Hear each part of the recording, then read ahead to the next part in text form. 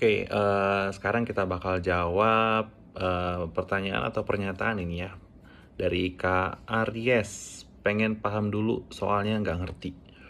Sama Kak, saya juga dulu waktu awal-awal buat tahu saham itu sama sekali kosong banget. Saya mulai belajar dari dari YouTube-nya belajar saham dari nol. Nah, itu rekomendasi aku yang pertama karena selain penjelasannya yang bagus, dia juga ngasih animasi-animasi yang bagus. Kemudian ke channel YouTube-nya Pak Dodi Bicara Investasi. Nah, Kakak bisa kunjungin kedua YouTube itu, aku rekomendasiin karena memang bagus dan juga secara detail itu sama mereka kadang dijelaskan. Nah, kemudian kalau untuk bisa lebih pahamnya, Kakak bisa pelajari sendiri, Kakak bisa beli buku tentang saham seperti itu. Adakah saham itu ada yang secara fundamental, ada yang secara teknikal.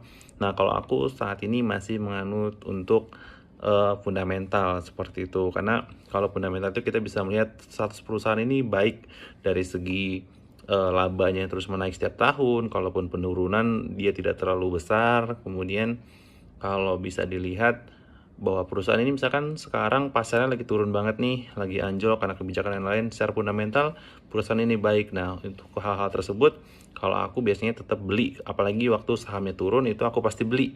Karena secara fundamental perusahaan ini baik-baik aja, hanya pasar aja yang memang lagi turun gitu. Nah, Kakak bisa cek-cek di YouTube mereka, Kakak bisa lihat beberapa konten kreator YouTube untuk belajar. Nah, Kakak juga bisa beli buku biar Kakak bisa mengerti dulu, jangan asal beli karena Kakak emang harus pelajarin dulu.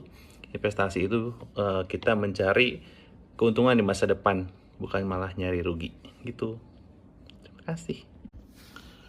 Oke, ini ada pernyataan dari Kak Candy Pink. Semenjak kenal investasi, aku ketagihan nabung. Nah, ini terima kasih untuk Kak Candy Pink untuk pernyataannya. Ini gue setuju banget dari pernyataannya karena memang awal gue mulai investasi itu awalnya pasti menabung dulu. Nah, kenalin gue Ruli, gue seorang karyawan swasta bekerja di Jakarta, dan untuk pernyataan tersebut adalah pernyataan yang menurut gue memang benar banget, 100% benar. Karena ketika gue awal investasi itu di tahun 2024 akhir dan mulai aktif banget di 2025 Januari. Itu gue mulai banget aktif untuk investasi. Nah, kenapa sih semenjak investasi gue jadi punya habit menabung? Untuk menabung terus.